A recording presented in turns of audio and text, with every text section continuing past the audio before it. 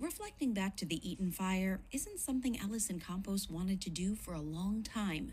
The high school junior describes herself in those early months as checked out, keeping her trauma to herself. Everybody talked about like how everything was going on, everything was burning, and I kept it a secret that my home burned down. Discussing it made her feel vulnerable until, she says, she started talking with STARS, a Pasadena-based nonprofit that provides educational and mentorship programs. Executive Director Matu Maini Taylor says following the fire, they sprang into action, setting up drop-in centers and mental health services. But what was missing, she thought, was a place for teens. Adults have lots of touch point places, right? They're talking about insurance together, how they're going to rebuild together.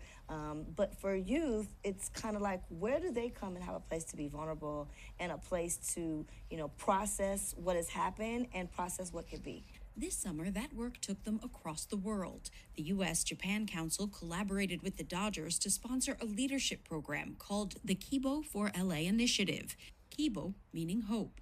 10 students impacted by the Eaton fire, including Allison, traveled to the Tohoku region of Japan to learn how the community has been recovering after the earthquake and tsunami of 2011.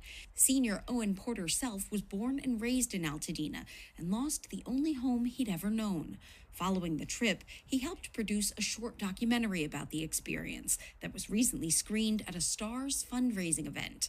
Arriving in Japan, he says he felt immediately seen and heard. Since the fires, really, it had felt very isolating, and then suddenly there was this group of people who kind of understood where we were all coming from. The trip not only gave him a sense of hope, but strengthened his resolve to help restore his own community. To make sure that the people who've been in Altadena for a long time have a say in moving forward and rebuilding, and that doesn't get taken out of our hands. These kids, they're ready to sit on collaborative councils. They're ready to talk to electeds. They're going to inherit whatever we rebuild, and we're excited about that. And for what comes next. In a few weeks, they'll bring a cohort of students to New Orleans to examine how that city has recovered since Hurricane Katrina 20 years ago. Allison will be on that trip as well.